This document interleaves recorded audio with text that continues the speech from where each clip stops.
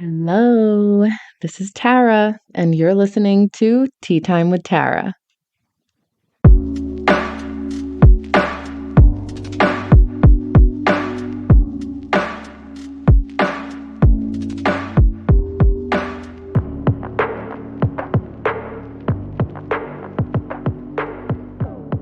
My guest on this episode is a former enlisted member of the U.S. Navy.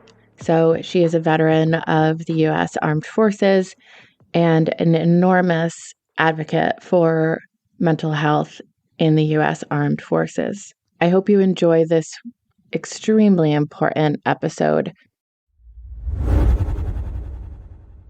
Hi, welcome. Will you please introduce yourself? Yeah, of course. Thank you so much for having me, Tara. My name is Rachel. I am the host of the podcast, Your Story Doesn't End Here. I am a military mental health advocate. I spent 6.5 years in the U.S. Navy myself, and through my own experiences, just decided to take that and make the military better for those who are still serving. So freshly out as of 2021, but still very much fighting for those who are still active duty and for veterans to have better mental health care. That's very admirable. I really appreciate that. My grandpa and uncle both were military guys. Those are two guys in my family that I really, really love and care about. It's important. It's something that's not talked about enough. It's not. And you know what's wild to me is that, like, there's articles and stuff that'll come out here and there that'll say, like, oh, this happened on an aircraft carrier. 3 people took their lives, whatever, blah, blah, blah. Yeah, this did happen. This was a legit article that came out. There's 3 suicides in 1 week on an aircraft carrier. Holy shit. Yeah. My last command that I was in the Navy just had their 3rd suicide in the last 3 years. Oh. And so, like, this is very normal in the military. It's not reported every single time it happens. I think if it was, society would be more outraged. But what's interesting to me is there's most people that I talk to, they have some kind of connection with the military, right? Like you have family members that were in the military. A lot of people have a friend or know someone that was in the military. And a lot of people out there will say, thank you for your service. Thank you for your sacrifice. But I think there's this like idea that the service and the sacrifice is just affiliated with like going to war, because that's what people associate the military with. It's still very much like a Vietnam, World War II era mentality where it's like, oh, you're going off to war. You're dealing with this when you're in war, but when you come home, you're getting this A1 special treatment. And that's not what it is at all. I mean, I can only, of course, speak to my branch. Other branches go through different things.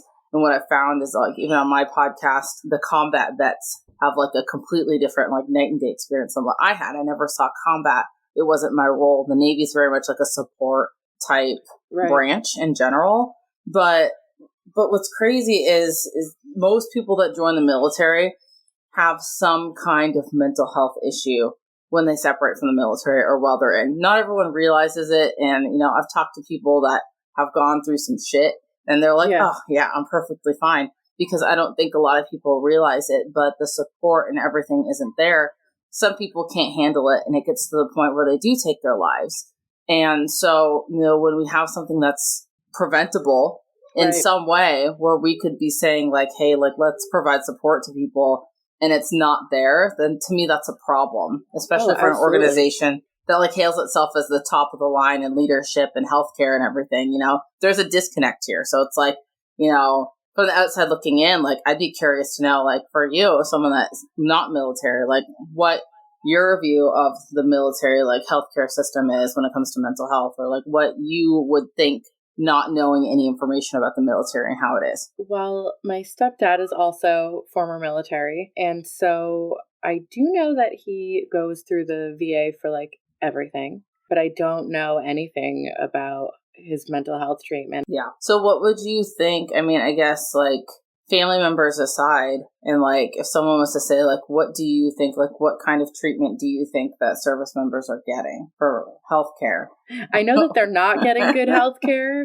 That much I do know. I mean, unfortunately, because of my personal connection to them, and just hearing like horror stories of like coworkers whose parents were trying to get care through the VA and things like that. So it's pretty fucking awful that these people are expected to be basically, I mean, actually putting their lives on the line, putting their lives on hold sacrificing, it's not just like what you were saying about the sacrifice, like, thank you for your service, thank you for your sacrifice. I don't think people realize the gravity of that. Right. Like how much sacrifice there actually is. So right. Yeah. I mean, you got to think like a lot of these people, most of them are not only moving out of their hometown. So that's already like, could be a traumatic experience for someone, right? But separating from friends and family, separating from everything we know, going to boot camp, which is like, it's supposed to be a culture shock, right? Like you get your cell phone taken away.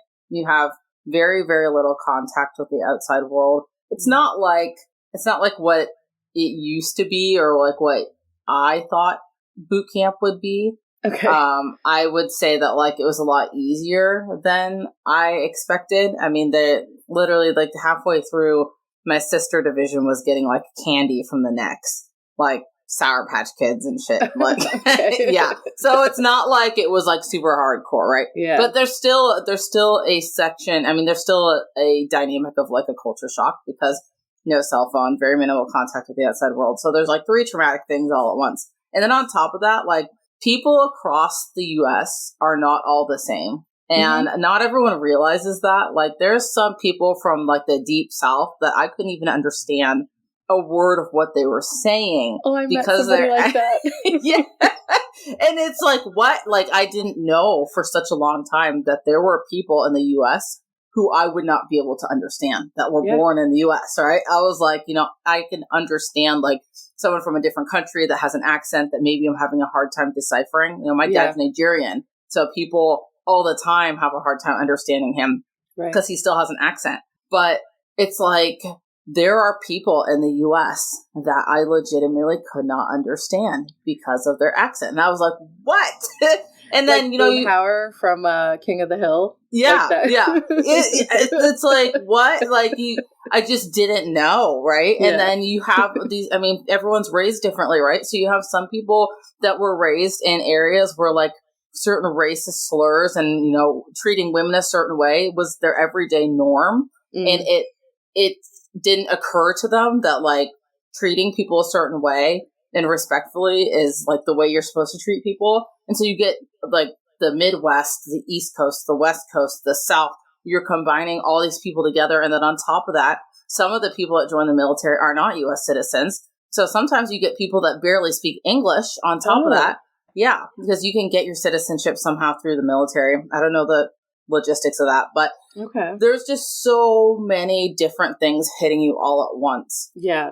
And so it's hard for me to believe that, like, everyone that joins the military can come through all that completely mentally okay right after that culture shock of, like, leaving home and everything in boot camp. And then all of a sudden, like, bam, you're thrown into an A-school environment, which is supposed to, like, phase you slowly into, like, the normal, I guess. I don't know. They have, like, a phase 1 where, like, you can only wear your military uniform and you, like, can't leave the base. And then this was my experience, at least. And then phase 2 where, like, you can leave for, like, so many hours, but you still have to wear your uniform if you're out in town. And then the phase 3 was, like, the full liberty where, like, you can be out all night. You can come back as you please. You're allowed to have more freedom, and it's supposed to, like, phase you into it.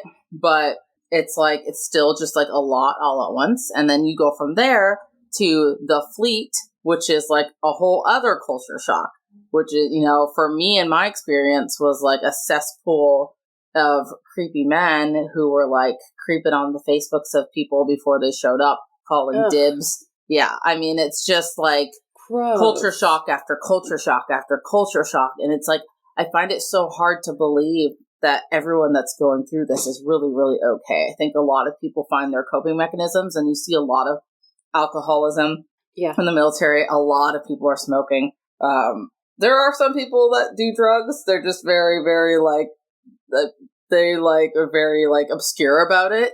Okay. And then hope for the best. There's random drug tests in the military. Like, every single day there is a random drug test. The thing I will say about it is that, like, the people that watch you pee are just other enlisted people or, like, other officers. So it's not like it's, like, a secure, super secure drug testing program. Like, I could have watched a friend of mine pee, And like, how many different things could get fucked up in that, right? Like, I could have just been like, oh, you smoked this weekend? Like, I got you. I'll pee for, like, I didn't do that. I never ran into that situation, but like, let's be real. Right. It's possible. Exactly. And very easy. Exactly. Okay. So, yeah, I mean, there's a lot of shit that gets thrown at people and not a lot of support there to get people through that shit is what I'm getting at. Yeah, it sounds like there's absolutely no mental health support whatsoever throughout that whole process. And like what you said about it being culture shock after culture shock, I mean, there has to be some level of, I mean, I would feel like I have like mental fucking whiplash. Right. Yeah. And you don't even realize it sometimes until like years after the process. Like, there's things now in my life that I'm processing from my childhood. I just turned 30 years old. Like, there's things where I'm connecting the dots and I'm like, oh shit, I'm this way because this happened. But 10 years ago, I didn't know that, Preach. Right, exactly. Like, even like military mental health aside, like, I think as people, we're constantly learning about ourselves and we're constantly evolving. And it's like, well, shit, had I known 10 years ago that this was connected to this, then maybe this would have been a little different. I mean, it kind of segueing into like sexual assaults, right? Like, because that's very rampant in the military as well. Yeah. A lot of women and men too, I'm sure, that are sexually assaulted don't realize that they were sexually assaulted until years later, because there's just not education out there surrounding it. And there's a stigma surrounding it. And people aren't talking about these things. And then it's like, by the time someone realizes what happened to them, it's like, oh, well, too late now. Sorry, I can't help you. Like, wait, seriously? It's too late? Is that a thing? So when it comes to sexual assaults in the military, I don't want to say that they tell you that it's too late necessarily, but even people that take the steps to report right after it happens, a lot of times do not get the justice that they deserve. It's so much of a he said, she said. Yeah. And the military put in place this program called the Sexual Assault Prevention and Response Program. And within that program, if a individual is sexually assaulted, they can either report unrestricted or they can report restricted. Unrestricted means that we're going full extent of the law. We're going to get NCIS involved. We're going to do this full investigation. The person who's the victim can move commands to a different place, but they keep the perpetrator in the command that they're at. It's just very re-traumatizing for a lot of people. That's why some people don't do it. It's why I never reported unrestricted, because now you're opening up this can of worms where like the command's not supposed to know, but the military is like a giant high school. So people know and people talk, and then it's like, oh shit, like so-and-so like snitched on so-and-so. And then it starts to create this whole like slew of problems. And like, I wish that it wasn't like this, but this is what I've seen and what I've heard from other people. And so then there's this other option of restricted reporting where you can still report and it doesn't go full extent of law. No one gets prosecuted. You just get access to like therapy, or you can do like the sexual assault forensic exam if you wanted to. Wow. And so then they keep that stuff on file. And then if you want to switch from restricted to unrestricted later on, you can. But you can't go from unrestricted to restricted. So the caveat to this program is that, from what I understand, when a case goes to court-martial in the military, because there's two different types of like military justice. There is non-judicial punishments, which is like military justice that just goes through like the command. So the commanding officer is the one that resides over it and makes the decision. Or there's a court-martial route, which is more like your traditional court system in the civilian side. From what I understand, even in the court-martial system, it's still military people that are considered the peers, that are like the jury and I'm helping make the decisions and stuff. And so it's still, to me, very, very biased. And I think a lot of women that have been sexually assaulted in the military don't get the justice they deserve because of the bias in the system. So like when Vanessa Guillen, I don't know if you remember that or if you ever heard about that, when she lost her life a few years back and it came up that she was sexually assaulted, it started this whole movement of women, the Me Too movement, right? Like women coming forward and saying, hey, I was sexually assaulted. And I think there was good intentions behind that movement, and like women coming forward and saying like, hey, more of us have been sexually assaulted than you realize. Right. But also in that, as Facebook pages were created and people were really coming out and sharing their stories, I was part of a Facebook group that was specifically geared towards like women in the military that had been sexually assaulted. And several women had came forward, told their full story, and they're like, I've never spoken about this a day in my life. Oh my Tell gosh. me why. There were other women in that group that went and reported it to the command. Holy shit. Yeah. And so these women took their stories down and they're like, I'm never speaking up again. That's awful. Yeah. Fucked up, right? Yeah, like what a betrayal. What's the point of that? Right. But this is what people do. And it's so much like a dog-eat-dog world. Yeah. That, some people are out there with really good intentions and other people are out there just like, nope, I'm just trying to rank up and, I'm doing the best that I think I'm doing because I want to advance my career. Right. Instead of thinking about other people. And so, there's so many like layers when we're talking about like mental health and how to tackle things and where do we start, right? Like there's so many different areas to that.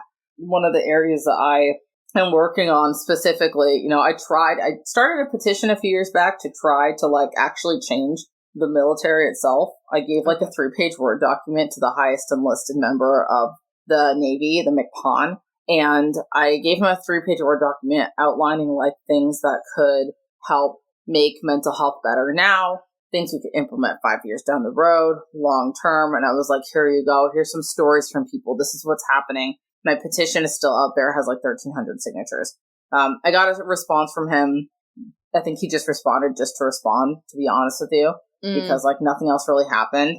Other than that response, just telling me like, hey, we have something happening in San Diego, blah, blah, blah. I'd like to meet you if I'm ever in your area, whatever have you. Oh, not like. Yeah. Yeah. It just like, it wasn't like, hey, we're going to look at these suggestions and actually try to implement things. Thank you for sharing. Like, and let's be real. I'm sure this dude was well aware of like what is actually happening in the military. Yeah. If you Google some stories, like in the recent years, like there was a guy, I think he was the chief naval officer. He went to one of the aircraft carriers when like COVID was like a huge thing and like people were like struggling on one of these aircraft carriers. And this CNO guy, I guess, went and like straight up was like talking shit about the leader on that boat. I wish I could remember the name of it. But anyway, like it's just such a perfect example of like when someone tries to speak up, getting shot down or like not feeling heard, not getting validated. And so anyway, the angle that I'm working on now is just giving people the tools to take control of their own mental health and to learn to be better leaders, because I think leadership is very toxic in the military. Yeah. You get people, you give them a rank, you give them power when some of them have never had power before, and a lot of people can't handle that. Yeah. We see it civilian side too, right? Like it's not exactly. Yeah, it's not just a military thing. The difference is that in the civilian side, if a CEO is being a jackass or a manager is being a jackass, it might be a little easier to get rid of them than in the military. In the military, you sign a contract you're in. It's too much of a pain for them to kick someone out sometimes, so they just kind of shuffle them around. But yeah, it's like, what else do you do at this point other than like trying to help the people that are in? Yeah. Because it's just kind of a shit show. Oh my gosh. Yeah, that's a lot. So other than talking to other veterans on your podcast, what other things you said you wrote that letter, which was kind of like treated as whatever. So you decided to take things into your own hands and start to just help people do their own shit on their own without relying on the VA. Yeah, so that's what I'm working on now. I haven't officially launched it yet. I'm working on launching that this year, but working on a community that's just more like a support type community, right? Like meeting together weekly or, however often, and just like having that community just to have a group of people to just talk. Okay. Because what I found is that the military is like a very dysfunctional family, but at the same time, when you show up to work every day, you have people to talk to bullshit with, to vent to, people that understand. And a lot of people get out, or even people are still in and feel lonely and don't have people to talk to or to vent to or to just hang out with that they feel like are their people. Yeah. And so providing that space, but then also with that community, giving these people the tools to be better leaders, to take control of their own mental health, to bring back what they've learned to the people that are around them so that they can, really be the change in the military. And, the goal being that if enough of these people are given the right tools to be better leaders and to take control of their own mental health, then that will make more of an impact than if I myself was to just like stay in the military and try to, be the change and be that one leader, Yeah, So, yeah, for sure. Yeah, that's what I'm working on now. And, always still at the forefront of like trying to change the actual military itself. It's just, it's challenging. It's like taking on the U.S. government, right? Yeah, I can't even imagine. Even imagine. That's enormous. Yeah, yeah. So, I mean, I know there's several other programs out there. There's several other people that I've met in my journey that are also like doing their own little things here and there to like try to make things better. But I think at the end of the day, a lot of it comes down to money, just like any big corporation, right? Like the U.S. military is a large business. It is a large corporation. To bring in therapists that are licensed mental health counselors and to pay them, and then to make sure that every single service member has good access to these people, it costs money. Yeah. We can't even do this like in society as a whole, right? Like there's not even enough therapists to handle the U.S. population. Yeah. And then on top of that, finding a therapist that's a good fit. That's like a whole other dynamic. Oh, I know. Yeah, right? Like, talk about like shitty therapist experiences. Like, I've had plenty of them. And it's like, man, like, what if out of all these therapists are provided, like, they're not even a good fit? Like, at that point, now you have to talk about, like, do we bring in different types of therapists? Like a somatic therapist, someone that practices NLP, someone that, does the full immersion therapy. I mean, there's so many different things that I don't think that the U.S. military wants to deal with that because they like to think that everyone that joins the military is mentally okay. Even though they know that that's definitely not true. Right. Like, I think everyone that joins the military, like, has their own shit and their own baggage that they're bringing in, right? Like, everybody does, yeah. Exactly. Yeah. Even if you're not joining the military, like, we all have our own shit. And that's a stigma piece, right? Like thinking that therapy is only for people that are like super fucked up in the head. Yeah. And I think that if everyone had access to a therapist to just like give us like the baseline of what we need. Yeah. I think society in general would be a better place. But. Yeah, for sure. I mean, I know that for me, culturally, it's kind of one of those things where you just don't talk about stuff. And I know that there are a lot of cultures like that. Right. And I also think that in general, men and boys are socialized to just not really have feelings. That's not a good thing. Like you don't talk about your feelings, all that. So it's a male dominated environment with dudes who have all this pent up shit. Yeah. And nobody's going to talk about it because if you talk about it, then you're probably looked at like there's something wrong with you, right? Exactly. Or less than you're not a man, you're not this, you're not that. Yep. Yeah, that is a lot, and it is actually really a fucking shame that it's not something that's talked about more by like mainstream media. Yeah. Because it's such a huge issue. Like we rely on you guys as civilians. We rely on the military for so many things. Yeah. And so. How the hell is the ball getting dropped that badly? Yeah. Yeah. And it's interesting. I interviewed someone on my podcast pretty early on who was talking about how she had, I think it was bipolar depression. Don't quote me on this. But she straight up said in that episode, like she was in a position where she was tasked with being like the final signer on aircraft to fly, right? Like, so the aircraft that I worked on, 24 people flew on it. It was a reconnaissance aircraft. And in my job in avionics, I chose not to, have a position called a collateral duty inspector. And as a collateral duty inspector, I would be one of the last people to look over any components that were fixed by the worker and just do like a quality assurance inspection, make sure that it's okay. And so she straight up said on my episode, like, I was not okay to be out there.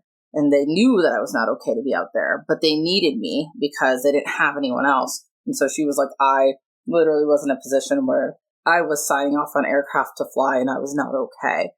And I've heard these stories over and over and over. And it's interesting. I just watched on, was it Netflix, I think, the documentary about the Boeing 737 MAX, the two aircraft that like had the problem where they nosedived and crashed a few years back. Okay. So anyway, a lot of Boeing employees are former military. And the guy that was talking in that documentary, he was like a whistleblower, that was talking about how Boeing was like things were just moving so fast and that there was a lot of complacency and stuff was getting swept under the rug.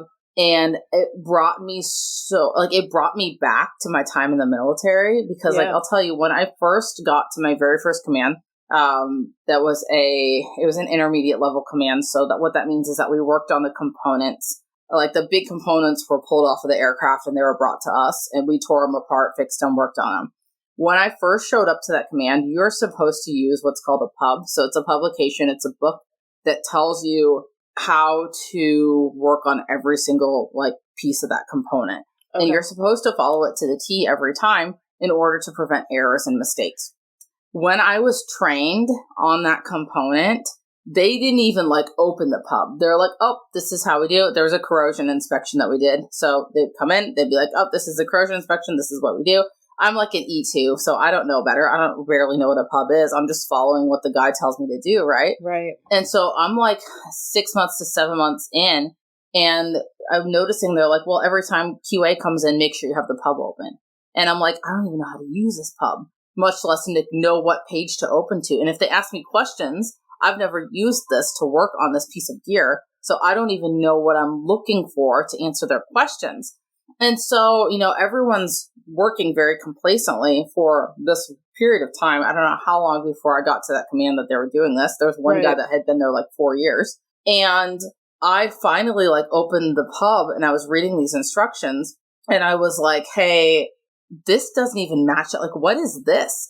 This isn't even on this. And the pub was so fucking outdated that it was like 3 or 4 series back from what we currently had. So right before I left, I started working on updating it so that everything was correct. But what that tells me is that for years, I don't know how many years, people hadn't even been following the simple instructions on how to make sure something was being operated on correctly. And so you have this whole, there's some shady shit that goes on. And that's awful. I don't know if I should be saying this on public platform, but but I'm going to because you're not naming names. So. This is how you create change, right? Like it sucks for the people that are in because it's like it adds another layer of things, but these are people's lives that are at risk. And so, when we're thinking about like complacency on that forefront, but then we're also adding in a layer of people who are not mentally okay to be out there. I mean, there's so much of a rush in the military because everything's always on a time schedule. So like at my last command, it was always like our pre-flight was 2 hours long. And sometimes in that pre-flight, you had to fix a bunch of things before the plane took off. Were people following everything to the book every single time? Probably not. Were people skipping steps on things? Probably. I will say that at that like operational command with the aircraft, people were a lot more to the book than they were in the intermediate level command, probably because like we physically see the planes flying and know that if something isn't by the book, like people are going to die. But like when someone's sitting in a shop with no windows and they're just working on one little piece of an aircraft and like it's so easy for people to get complacent. And then, you add on depression on top of that or, bipolar disorder or something for, maybe someone who's undiagnosed because we have social workers that are handling mental health and not people who are licensed or have the capacity to diagnose a PTSD diagnosis or something more severe. Yeah. What they like to do is they like to diagnose a lot of people with what's called, adjustment disorder. So I got diagnosed with an adjustment disorder and they didn't add on with generalized anxiety until I went limited duty. And I finally was like, I was talking to a therapist. I was like, listen, like, I know I got more than just an adjustment disorder. I didn't actually get PTSD tacked on until I got out and I talked to the lady at the VA who said PTSD and got that little bit of validation of like, oh, cool, like I'm not crazy, you know? But it's a really scary thing if you think about it. But if you look back at like every single mishap that has happened in the Navy, there is probably some kind of mental health disorder associated with that people aren't talking about. There was a dude one time that straight up like hid in like an engine compartment in a boat for like a week. They couldn't find him. They thought he went overboard. There was a whole story about it. And I think that was related back to like mental health issues. And red flags all over the place, but no one's talking about it. All right. So we talked about how they, or they, everyone in the military, like that adjustment, the adjustment disorder, right? Yep. But that trauma of just going in. Yeah. What about, I mean, other than combat, what kind of, so there's sexual assault. Yep. What other kind of stuff is causing people, do you think, to die by suicide? I mean, that's like enormous. Leadership, I think, is a huge one. And it's sad to say because it sounds like it's so preventable, right? Like, oh, a bad leader, just like fix the leadership. Yeah. It's the military. They should be the top leaders of the world, right? When I was in Japan for my second detachment that I ever went on, I had horrible leadership. So I'll kind of give you some background here to relate to my own story because I can't really speak for anyone else's story. I know people have had toxic leaders, but I can tell you my story. And so when I was in Japan, I was already kind of like, I was a little like disgruntled because I was supposed to go to Greece. Suda Bay, Greece is like the top of the line detachment for like where my squadron went because you get the most per diem. You get paid $1 amount per day on top of your pay, depending on where they send you. And so Bahrain, which is where I normally went, was like $3.50 a day. But Greece, you're making like, I think like $30 a day or something. Like it was just like, it was like a ridiculous amount. And it's gorgeous because it's Greece, right? Like you're in, just like a vacation from what I heard. Wouldn't know. I never went, but I was supposed to go. I was supposed to go out there 2 weeks before I was supposed to go. They go, "Oh, just kidding. You're going to Japan." And my command was upset because I didn't get this collateral duty inspector qualification that they really wanted me to get. I was just like, I'm not getting it because you guys use and abuse the people that have this qualification. You make them work longer days. You throw more bullshit at them. I'm not trying to do all that. Like I didn't have to. Like it wasn't a requirement. It was a like voluntary position, right? And so anyway, they ended up sending me out to Japan, and this was like a 2 week before heads up that they gave me, and they're like, we're sending you because you're the most experienced worker, meaning like, oh, you could get, it's called CDI. They're like, you could get your CDI, but you don't want to. So since you're such an experienced worker, we're going to send you out with this guy. And the guy, I won't say his name, but he was an E6. He got his CDI, like it was in routing. It wasn't even approved. It was in routing to be approved as we were flying out to Japan. So when we worked together in our shop, like half the time he was never out on the plane. He was always in the shop, just like chilling on the computer, chilling on his phone, bullshitting with whoever, hanging out in QA. I don't know what he was doing, but he sure as hell wasn't learning his job, and he sure as hell should have not been a CDI. But he was one of those. What's a CDI? CDI is that person I said earlier that was the last person to sign off on stuff. Got it. Okay. Yep. So collateral duty inspector is like the long version of it, but CDI is the shortened. So So I was out there as a worker, and it was always with every detachment we went on, it was one worker, one CDI. So it was a very small knit group of people, and in maintenance specifically, you know, you have your avionics people, you have your mechs, you have your airframes people, you have your PRs, who are the people who deal with like the life support stuff on the plane. And then you have like your LPO, it's a leading petty officer, usually one of like the maintenance guys, but he's supposed to be like the top, like the head of the enlisted people, because there's like this chain of command hierarchy in the Navy. So you've got your workers, you got the LPO, who's like the leader. And then on top of that, you've got like I don't even remember all their names. There's like a chief or someone who's like above that guy. And then there's a guy that's called the OIC, or the officer in charge, and he's the extension of the commanding officer, because the commanding officer for the whole squadron can't be at every single little detachment site. And this particular squadron had a global presence. So there's always groups of people at all these different detachment sites just rotating out constantly. Okay. And so I'm in Japan with this guy, and, I was trying to, give the benefit of the doubt, because I'm like, you know what, like, it sucks I didn't get sent to Greece, but I'm just Japan's not the worst place. You still get paid a decent amount of money per day. It just wasn't as much as Greece. And, I'd been to an area of Japan, Misawa, previously for like a month, but I never explored Okinawa, Japan, which is a beautiful place. But when I was very early on in the Navy, when I was in my A school, I had what's called an alcohol-related incident, and I got in trouble. And had I got a second alcohol-related incident in the Navy, I would have been kicked out. That's like their two and done policy, right? So I was very, very like weird about who I hung out with in the military after my ARI, and I wasn't trying to get kicked out because I didn't know the people that I was with, and a lot of people in the military drink a lot. Mm-hmm. And I didn't want to ever be stuck in a position where it was like wrong place, wrong time. Oh, it's your second ARI. You're out of the military. So I didn't get to explore Okinawa as much as I wanted to, because every time anyone ever went out, they just wanted to drink. I wasn't trying to be around that. So I was very much a loner as it was. And so I think that's the first thing that really contributed to my mental health issues when I was in Japan. But the second thing I'll say is that, I was trying very, very hard to be like a team player and help out this guy who didn't really know what he was doing. And I had been on a detachment before. He hadn't really. I mean, he'd been to one, but it wasn't like the same. He went to a place that was more like they just kind of do what we did back at home base, but in a different capacity. It wasn't like flying missions like we did when we were out on det. Det's short for detachment.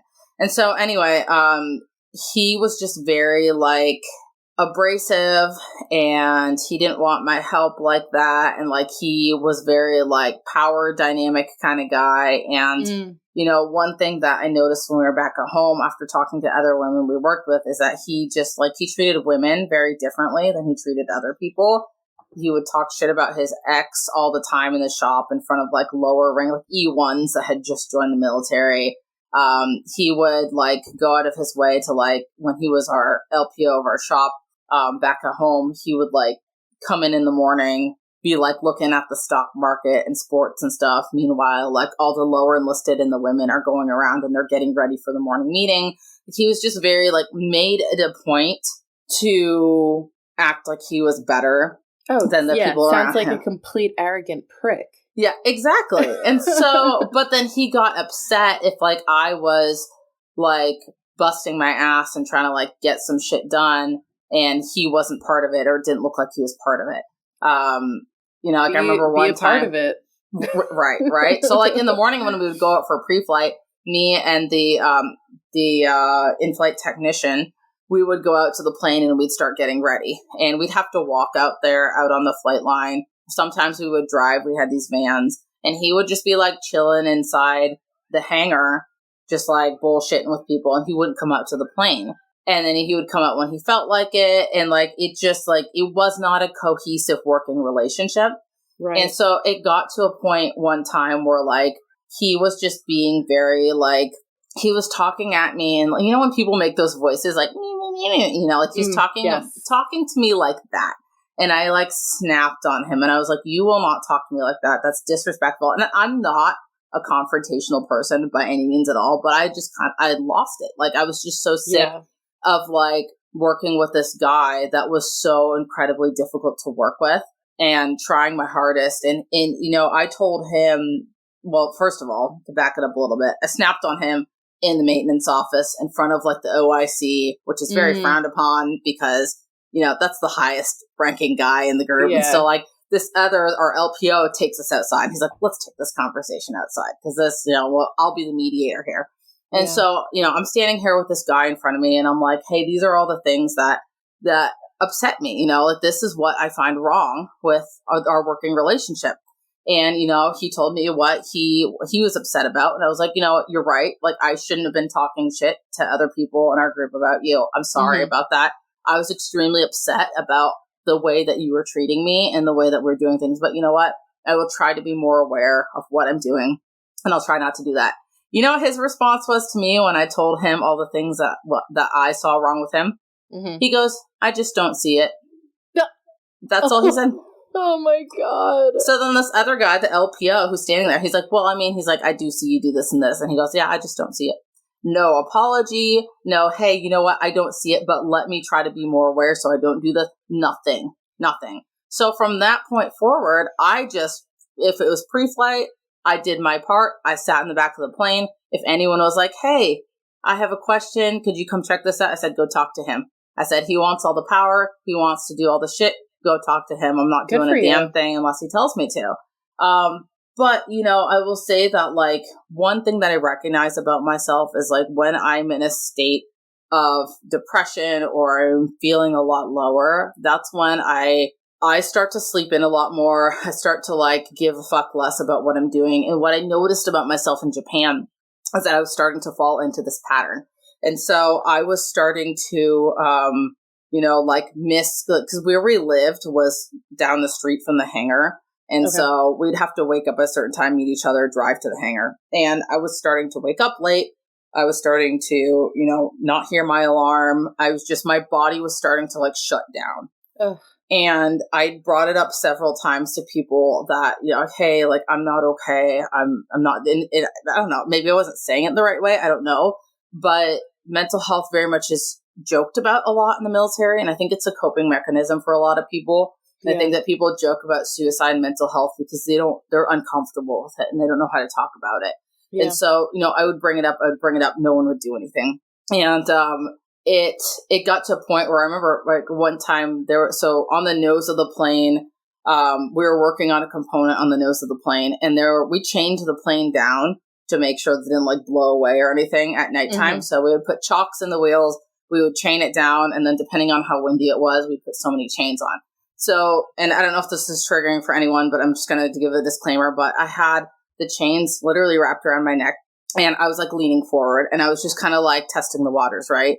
And I was in like such a low state. Actually I have a picture on my phone because I took a picture of myself in the state. My face is like turning purple, right? There was 10 people that were standing by the nose of the plane. I am literally right, like nose of the plane's right here. I'm like 2-3 feet back from the nose of the plane, still in the front of the plane, in front of the wing. So it's not like they didn't see me, right? A guy actually came over to me and like he like jokingly said something. It was LPO. He jokingly said something. I don't remember what the conversation was. I don't remember what he said. I don't remember what I said back, but he just kind of like laughed it off and like walked the other way. No one asked me like, hey, are you okay? Do you need help? Like, because like that's not normal behavior, right? Like, people don't just take chains and wrap it around their neck and lean forward. Like, that's not normal. And that's not something I would normally do. Right. But no one like addressed it. And I remember thinking in my head, like, I could take my life right now with 10 people standing right there and no one would notice. Like, that is how complacent stuff is. And oh my God. Yeah, that's a lot. That's, it's kind of jarring, actually. Because it makes sense why so many people just do it then, right? Because it's like, well, nobody's going to fucking care anyway. Nobody's going to stop me. Yeah. Yeah. I had a friend one time that told me that he was on a boat and someone wrapped chains around their ankles and jumped off the edge. People have to witness this stuff, right? Like, that's traumatizing. We've heard stories of people that have walked into, the blades of helicopters and planes like that. Yeah. People are doing this stuff. They're in so much pain that this is what is happening. And what are we doing about it? Fuck, man. It's that bad. They're just, yeah. Oh my God. Yeah. And so, with my Japan detachment, I remember like towards the very end, it was actually our last day of working. I had missed my alarm and I was supposed to be like recovering the aircraft that day because one of the things that we had to do was on top of our job, we had to learn how to like launch and recover aircraft. And so we would rotate through and I was supposed to be recovering the aircraft that day. I slept in through my alarm. I woke up, I'm like, shit, I missed the alarm. And I tried to like message the people and tell them like, hey guys, are you still outside? I tried calling. It's a foreign country, so it's a lot harder to get a hold of people. couldn't get a hold of anyone. I got dressed really quick. I went outside. The van wasn't there. I went back into my room. Apparently, when I was outside, they had tried calling my like hotel room phone. Okay. And I had missed that. And so I was like, well, fuck it. No one's going to answer. I'm just going to walk to work. And so I walked to work. It was like, I don't know, probably 2 miles down the road or so.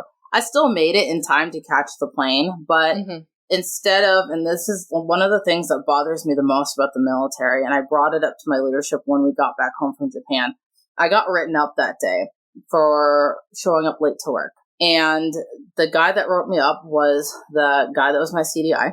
And there were several times that he had been late to work previously, and he had just been argumentative about it, and no one ever wrote him up. Like, it was just, yeah. And then when he wrote me up, instead of sitting me down and being like, hey, like, is everything okay? Is there a reason that you were late? Like, are you comfortable talking to me about this? And like, this is why anytime I ever like addressed any disciplinary issues in the military, I would always ask people like, what's going on in your life? Are you okay? Like, people don't just one day wake up and decide, I'm going to be a piece of shit today. Like, something has to change. Is something going on in your personal life? Is something going on at work? Are you okay? And I think, we throw so many disciplinary things at people. And when you ask me specifically, like, what is it that's causing people to take their lives? It is hands down that. When people start to show these signs of, hey, I'm not okay, something's different in my life, instead of people caring and stepping up and saying like, hey, I noticed that you cared a lot when you first showed up here and you don't care anymore. Like, what's going on? Yeah. Or I noticed that like, normally you're on time every single day. You've been late every day this week. What's going on in your life? No one is asking these questions. They're not acting like they care. And so why would someone, when their whole life revolves around the military, and then say their life at home is a mess, what incentive do people have to keep going when they're in so much pain and they feel like they have no support around them? And so the simplest thing we could fix is leadership and how we treat people as human beings. But I think if you ask me, that's probably the number one thing that's taking lives in the military. Wow, that's awful. Yeah. And and like you said, it sounds like such an easy fix. Like, realistically, I mean, even just training people better. I mean, I can say I'm obviously not in the military, but I struggle with my own mental health sometimes. And it's always like, well, you have deadlines to meet, so nobody fucking really cares. Yeah. And instead of being like, what do you need? Like, do you need to take a few days or whatever? It's just like, what's going on? Why isn't this stuff getting done? Right. So I can't even imagine like being so immersed in it, because with being in the military, it's like your whole life. Right. But yeah, I mean, even in my corporate job, it's like people don't know. Leadership doesn't know. Even like lower level leaders are not trained properly to help the people that report to them. And so it can be as simple as, I'm no fucking expert. Here, you need to go talk to this person. Like, it can be that simple. Right. Yeah. Yeah. And I think it really comes down to just like being human, but just getting to know your people, right? Like, if you are spending every day, even in corporate America, right? If you're spending every single day working with someone, why wouldn't you want to get to know that person on a humanistic level? You don't have to be best friends by any means. You don't have to hang out outside the workplace, but like knowing someone enough in a leadership position to notice when something's off or something's different or something's wrong, but then also being comfortable enough to be like, hey, I noticed something's off with you today. Like, do you want to talk about it, or do you want, we don't have to talk about it, but is there someone that I can point you to? Just to care, I don't even think, like, we live in such a social media world these days that people aren't even having conversations anymore. A lot of people aren't talking on the phone like they used to. People aren't talking face to face like they used to. COVID added another dynamic to that, right? But like, people are losing that humanistic approach. And then as we AI is getting more into the world, and like we're turning into such a like introverted society. I will say that like just asking someone, how are you? And genuinely being curious about how they are, and not just having nobody ever gives a shit what they're asking. Like someone says, how are you? And someone, like, they expect you to just say good and move on, right? But if someone says, how are you? And you're like, actually, I'm really shitty today. My day was horrible. And you go on about your day. Like, people get annoyed. They're like, oh, like, yeah, they'll walk the fuck away. Yeah. They're like, I didn't actually want to know how you were. It was just like, it was a formality, right? But I think that if we added more humanistic approach to the way that we talk to people, I think that alone would make a difference. But like, you know, we're talking civilian to military, like a lot of military people are very lonely. You can see them in, you know, pictures at parties and all this stuff. But I truly believe these people that are like drinking all the time and partying are in a lot of pain in their own way. Either they're stressed out and they're dealing with it in their own way, or like something, right? Like my LPO in Japan, this guy would get fucked up like every single night. And like he would drink a whole bottle, run off in the woods. No one knew where he was till the morning. And they're like, oh, he shows up in bed the next day. So I guess we're okay. And I'm like, what? Yeah, that's nuts. Yeah. It's just, there's so many unhealthy coping mechanisms, but yeah, I mean, just being human, it's the simplest fix that, like, for some reason, people are so uncomfortable doing. Yeah. I mean, I think there's one person who actually, instead of, like, giving me a hard time, I think I, like, didn't show up to a meeting. And I think I called out that day because I was taking a mental health day. And what that really meant was that I felt like I couldn't even wrap my head around doing anything. Yep. And she reached out to me and she was like, when I came back the next day, she was like, hey, are you okay? It seemed like something seems off. And I said, honestly, no, I'm not okay. And she was like, look, I'm not going to push you, but if you want to talk, please, you can talk to me. And like, I don't even report to her. I just work with her. Like, she's in a different department. But she's like a higher level than me. And we just work together on certain projects. And it's like, the fact that she gave so much of a shit to ask and then to continue to talk to me and just, I mean, and this was just the other day that she was like, don't worry about this project that we're working on right now. Take care of you. I was like, let's just get something on the calendar. And she's like, nope, you take care of you and you let me know when you're ready. You're the most important thing right now. And like, nobody else at work has done that. Yeah. And how much of a weight did that take off your chest, knowing that, like, oh my God, like, one person gave a shit and that made all the fucking difference for me. Right. Yeah. Yeah. It's wild because I think like when we're late to work, or like, I'll just use being late to work as an example because I think it's relatable. Like there's an automatic anxiety, right? Especially missing a meeting, right? Like we throw these high expectations at ourselves and like immediately for me, like my head's like, oh, what am I going to say? What excuse am I going to make up? Do I just be honest and say that I slept in today?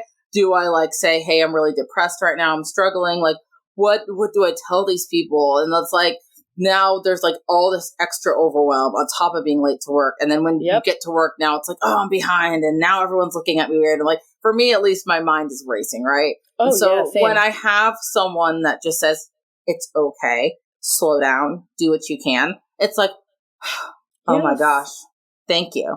Like, thank you so much. But, you know, at least when I was in the military, like, right, being late to work, like, I guess being late to work when I was at home, half the time they didn't realize that I was late because they did just a really shitty job, like, making sure people were there, which is a whole other thing. I mean, like, they're supposed to account for every single person every single day because it's the military, but again, complacency.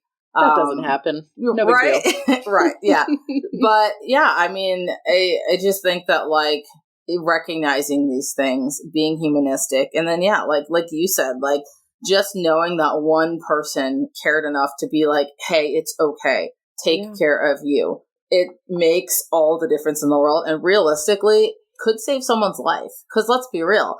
How many times do people like take a mental health day because it's like, if I go to work today, I don't know if I will live beyond today. Like it is that serious for some people. Yeah. And then we got leaders out here throughout the world, military, civilian, that are like, what do you mean you weren't at work at 7 o'clock in the morning and you didn't get 10 reports done? It's like, listen, if my brain's in fight or flight or some state of overwhelm, I can't think anyway. You don't want me doing this shit when my brain can't think. Yes. Yeah.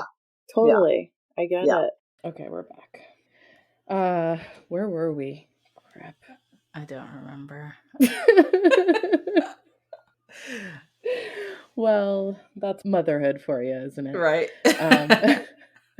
Okay. I think we were talking about, though, like, just the when people are humanistic to you, when you like need a day. Yeah, definitely.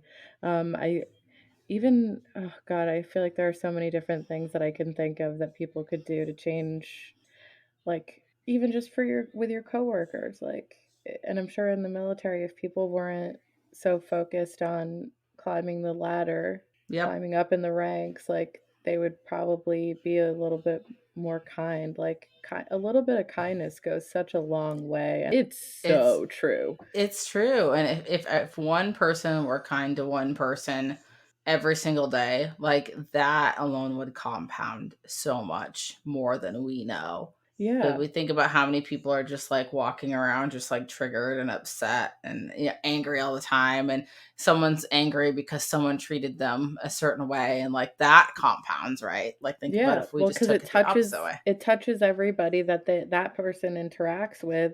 So if you're kind to somebody, then it really, I mean, when people are really kind to me, I spoke with somebody recently, and they just gushed about how much my podcast had helped them, and that little bit of kindness to me was, oh, thank you. Right.